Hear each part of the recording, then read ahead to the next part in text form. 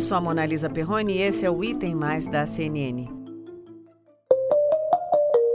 Agora a gente vai movimentar nossa reportagem de novo, porque um levantamento da CNN chama atenção para um problema importante, principalmente em meio a tanta pressão pela abertura de leitos de UTI, que é a falta de intensivistas, que são os profissionais de saúde, médicos, enfermeiros, auxiliares, treinados especialmente para o trabalho nas unidades de terapia intensiva. Isso significa que temos, em todo o país, somente 6.500 médicos aproximadamente desta categoria. De acordo com os especialistas ouvidos pela nossa produtora Flávia Martins, este número não é suficiente para garantir um pleno atendimento em todos os leitos de UTI que nós temos hoje no país. Isso é muito grave se a gente for pensar ainda neste momento que nós estamos vivendo, em que mais de 20 estados têm a taxa de ocupação de leitos de UTI superando 80% e muitos estados estão também se esforçando para abrir novos leitos de UTI, porque os índices mostram que nós não temos profissionais suficientes para atuar nem mesmo nos leitos que nós já temos abertos. Imagine que em plena pandemia, uma cidade com 32 mil habitantes tem à disposição apenas um médico intensivista que atende a todos os pacientes que precisam ser internados numa UTI. É isso mesmo que você ouviu. Um médico para 32 mil pessoas. Foi essa a comparação que os produtores da CNN chegaram depois de fazer um levantamento sobre a escassez desses profissionais no Brasil. Do total de médicos formados no nosso país, só 1,7% são especializados no atendimento em UTIs. Essa escassez, que já preocupava antes, se tornou uma bomba relógio com a pandemia do novo coronavírus. A Associação de Medicina Intensivista Brasileira, a AMIB, estima que quase 20 mil leitos de UTI foram criados desde o começo da pandemia. Mas o que acontece é que a quantidade de médicos aptos para trabalhar nesses leitos não está dando para acompanhar a demanda. Você equipa uma UTI, mas tem que esperar mais 4 anos para formar um médico especialista, como pontuou Marcelo Mock, da Associação de Medicina Intensiva Brasileira, a AMIB. Os números são preocupantes, mas não dão conta de retratar o que realmente está acontecendo com os médicos nas UTIs nesse exato momento que você me escuta, nesse momento de colapso no sistema de saúde do nosso país.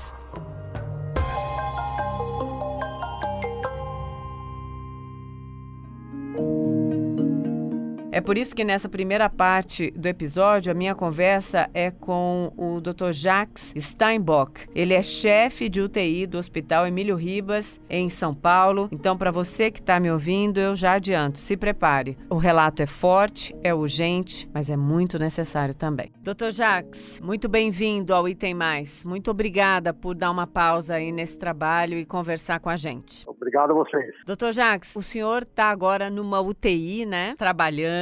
O senhor é chefe de UTI do Hospital Emílio Ribas, em São Paulo. Para quem é fora de São Paulo, é um hospital de referência em várias doenças infecciosas. É um hospital de referência em vários aspectos. Para quem é de São Paulo, ouviu muito falar do Emílio Ribas lá na época do surgimento da AIDS. Mas eu quero entender com o senhor agora uma situação que parece técnica, mas ela pode ser divisor de águas ou salvar uma vida, para ser mais diretamente, que é a necessidade absoluta de ter intensivistas nesse momento de encrudecimento da pandemia do novo coronavírus. Como é que está esse dia a dia, Dr. Jacques? Como você já disse, a nossa situação hoje aqui é a pior da nossa história, eu diria. Nós estamos numa situação de saturação da capacidade de internação, há um movimento febril interno no sentido de disponibilizar leitos, de, entre aspas, girar os leitos mais rapidamente para disponibilizar leitos para terapia intensiva, porque os pacientes não param de chegar.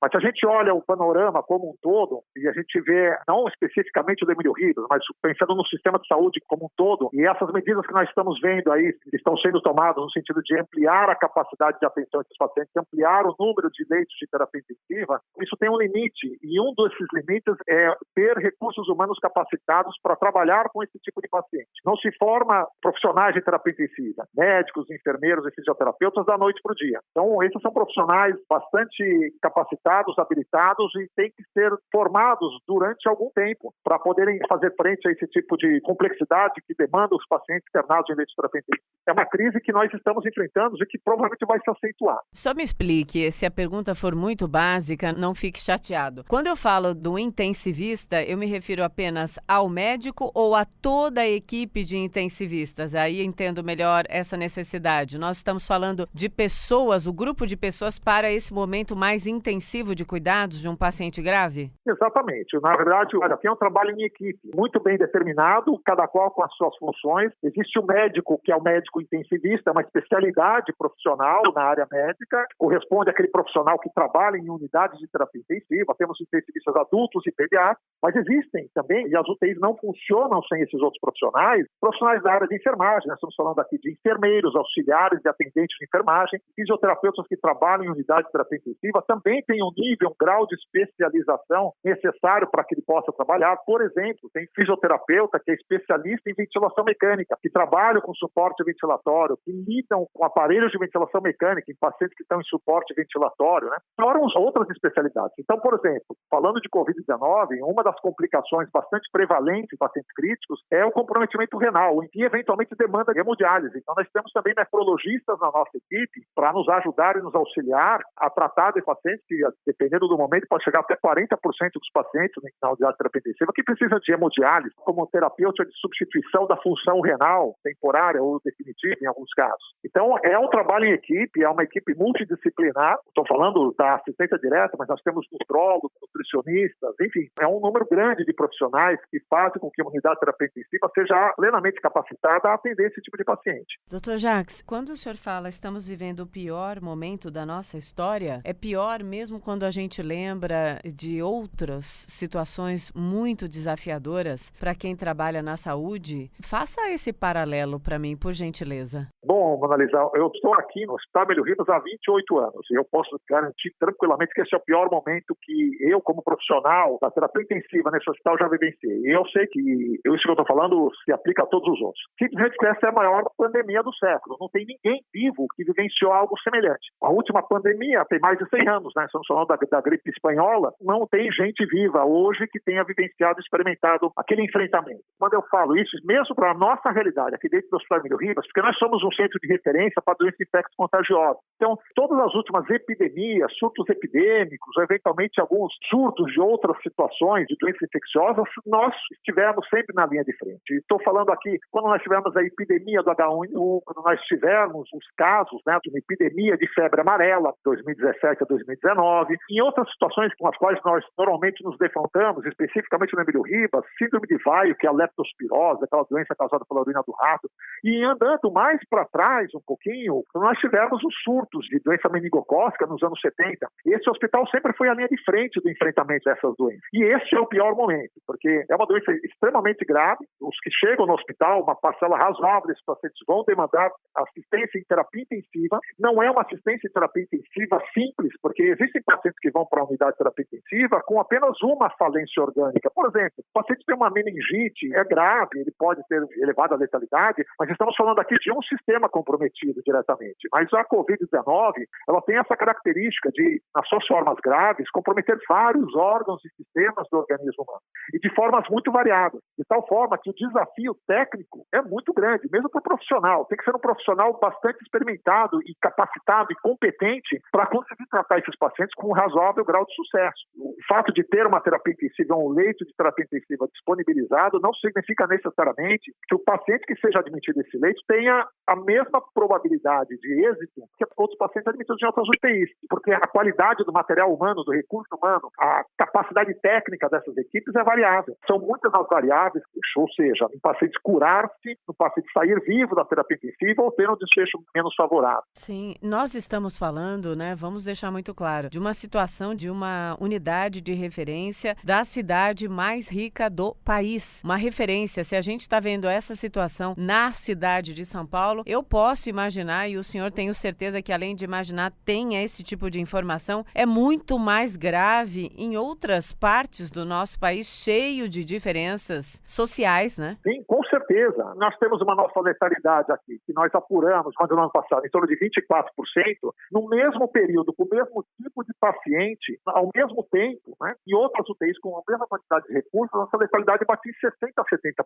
Qual é a diferença entre nós e outros? realmente a capacitação técnica dos profissionais que estão lá. Então, é uma situação muito delicada. Por quê? Porque não há nenhum serviço público ou privado de saúde que tenha instalado uma capacidade para fazer frente a um desafio como estamos enfrentando hoje. Por outro lado, a gente também não pode sempre estar na nossa capacidade de ampliar momentaneamente e de maneira circunstancial essa capacidade para fazer frente a um desafio que surge eventualmente. É importante que sempre tenhamos uma capacidade instalada, um corpo técnico já em trabalho, uma carreira de Estado de profissionais da saúde, para que funcione pelo menos, não só como assistência para esses pacientes, mas como um núcleo de formação de profissionais quando se fizer necessário. Então, por exemplo, na nossa UTI de funcionários estatutários aqui no Emílio Ribas, ou seja, uma pessoas que estão na carreira de Estado, nós somos centro de formação de médicos intensivistas. Somos reconhecidos como tal pelas associações clássicas que regulamentam esse assunto, essa matéria, e precisaremos estar numa situação melhor do que estamos. Teremos que ter mais centros como esse, com tamanho maior.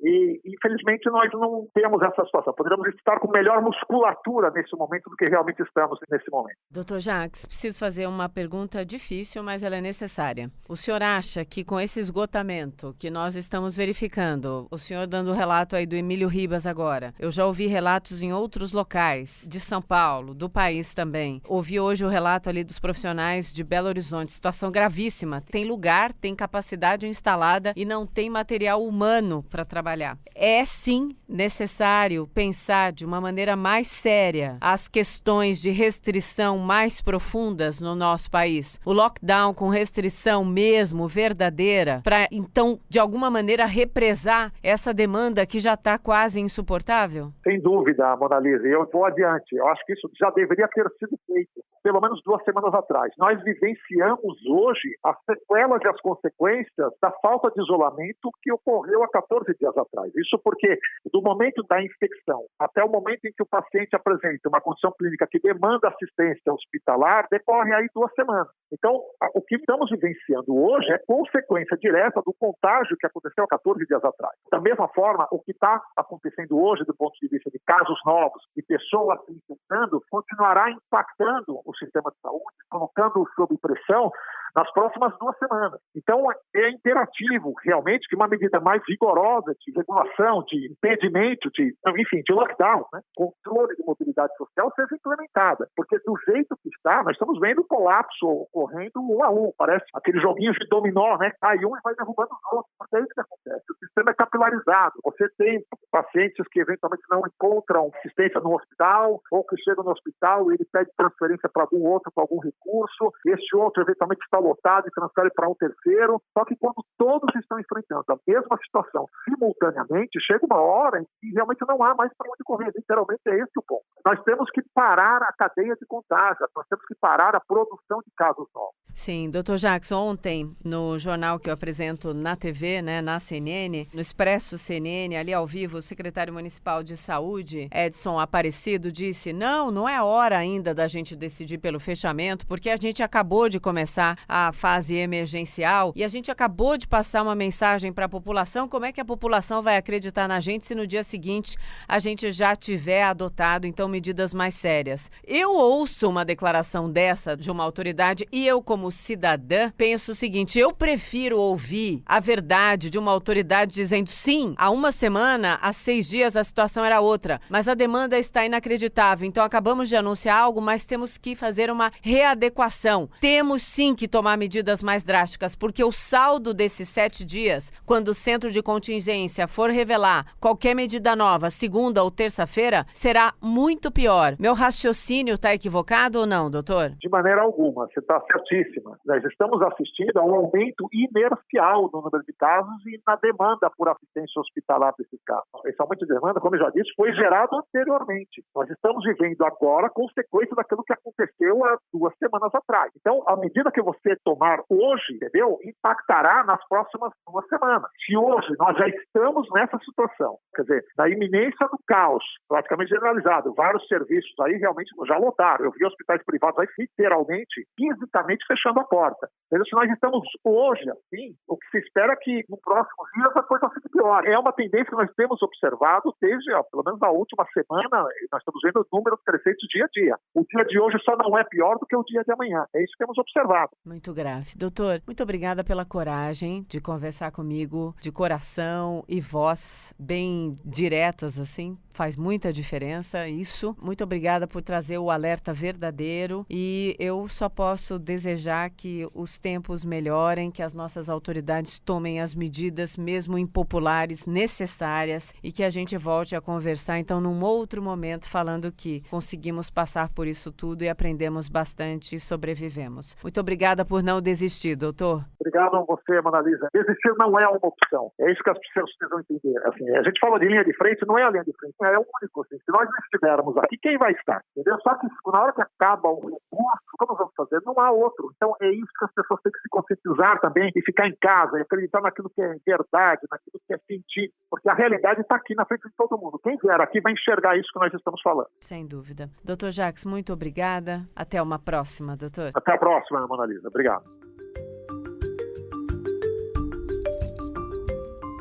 Na segunda parte do programa, eu converso com Raul Canal, ele é presidente da Sociedade Brasileira de Direito Médico e Bioética, a ANADEM. Muito obrigada pela presença, muito obrigada por separar em um tempinho para conversar comigo. Bem-vindo. Obrigado, Monalisa. Eu me sinto privilegiado pelo convite de estar contigo. Vamos conversar para entender melhor, então, tudo isso que está acontecendo, que é uma situação tão grave. Parece técnica, parece terminologia, mas muito longe disso, né? Determina vidas a solução dessa questão. Estamos falando nesse episódio de hoje, então, sobre a falta de profissionais intensivistas, né, em várias partes do nosso país. O que é isso? Nós descobrimos agora, eu descobri agora, que esse não é um problema recente no nosso país. Existe uma razão para essa especialidade ser preterida? Qual é a situação real? Bom, veja bem, Monalisa, nós temos hoje, de acordo com dados da AMIB e do próprio CFM, 8.239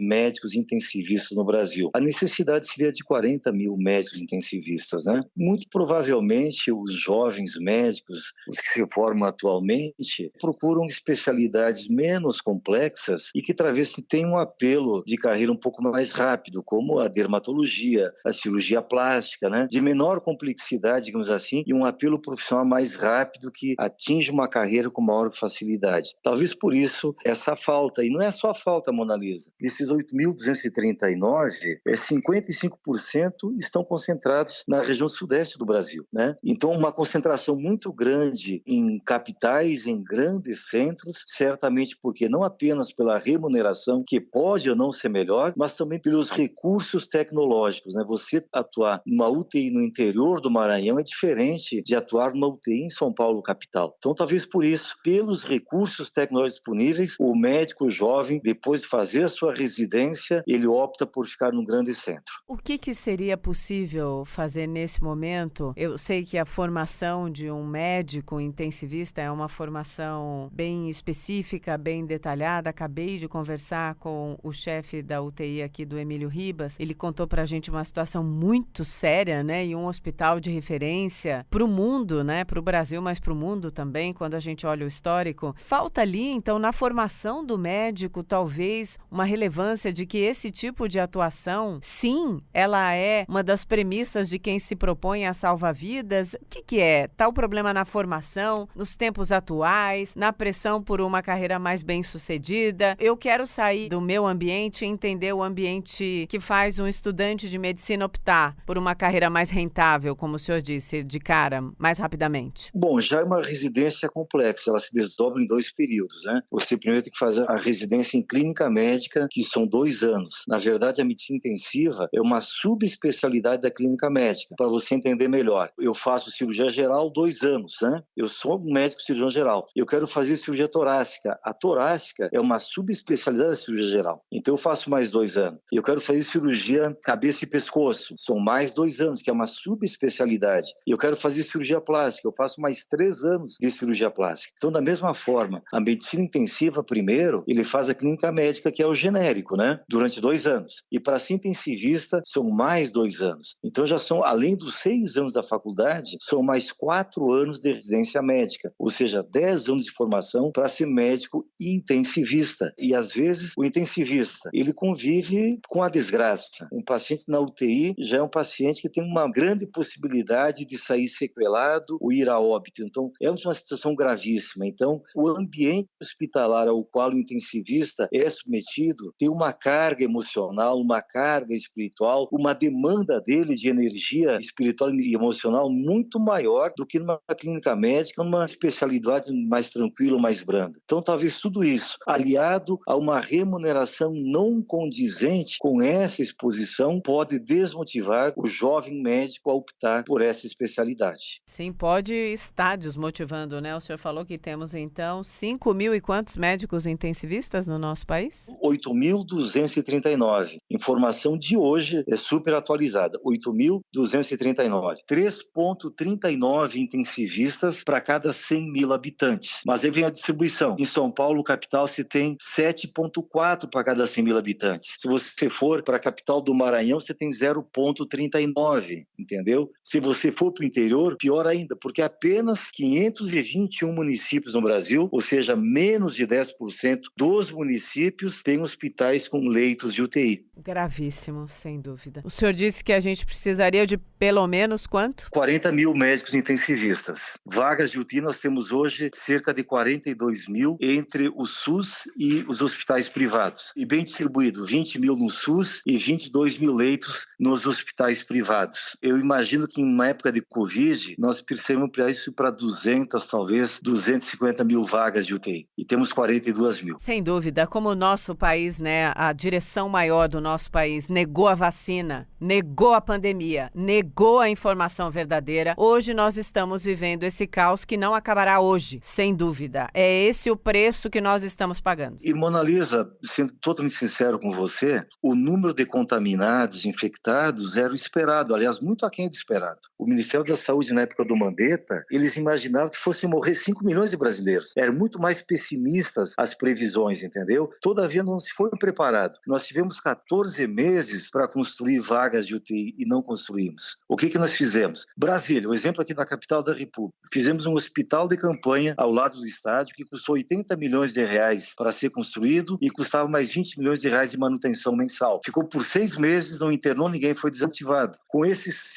quase 200 milhões que nós gastamos entre a construção e a manutenção por 6 meses, quantas vagas de UTI teriam sido ou construídas ou adaptadas, adequadas em hospitais já existentes? Então não teve planejamento, os recursos não foram bem utilizados e isso nos 3 níveis, tá? Governo federal culpado, os estaduais e municipais, a maioria deles também. Não se preveniram, não se precaveram, não adotaram as providências. Sem dúvida, o senhor está coberto de razão. Bom, vamos conversar mais. Eu quero entender agora o que dá para fazer diante desse quadro ou não tem o que fazer. Olha, já deveria ter sido feito, né? Por que não criar um incentivo para essa especialidade tão demandada agora? Não é que temos a demanda agora, a demanda sempre existiu. Nós tínhamos deficiência antes também, mas agora nós sentimos a deficiência, entendeu? Nós percebemos agora as nossas vulnerabilidades, as nossas fragilidades. Cria um incentivo para esse médico, que é uma categoria especial, ele vai tratar de um paciente especial, como te falei, a demanda dele de energia espiritual, de energia emocional para se envolver com esse paciente é muito maior. Se um trabalhador noturno, ele tem um sobressalário, ele tem uma compensação, ele tem uma gratificação adicional porque está trabalhando à noite, por que um trabalhador médico, enfermeiro de UTI não tem uma remuneração especial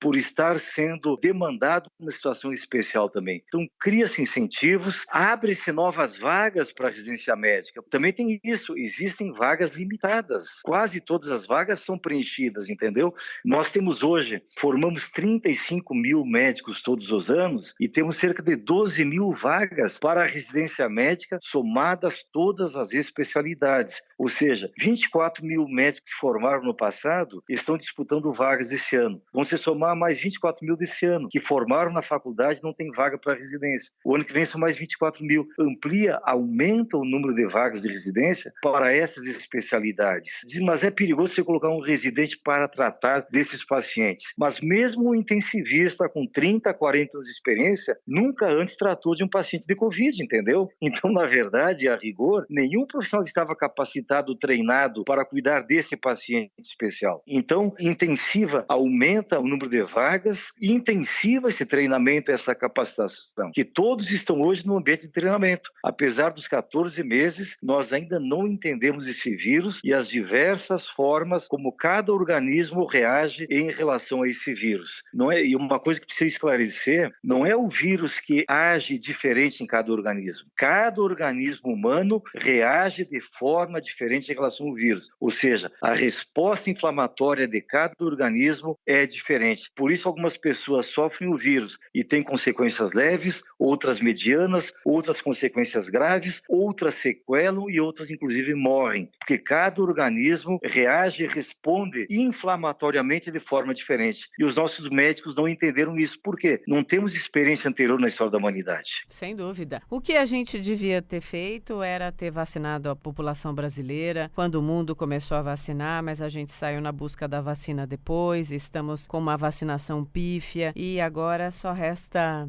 enfim, acompanhar o dia a dia dessa tragédia anunciada. Muito obrigada e até uma próxima. Obrigado pela oportunidade. Forte abraço e Deus abençoe. Amém, obrigada. Eu sei que o episódio está bem pesado, mas não tem outra maneira. A gente tem que falar a verdade para você que já me colocou na sua vida, na sua rotina, para você que tem encaminhado esse episódio para tanta gente. É importante a gente entender a situação real do nosso país e o tamanho do nosso desafio daqui para frente. Ótimo fim de semana, que seja pelo menos razoável, suportável e vamos nos cuidar. Até segunda-feira.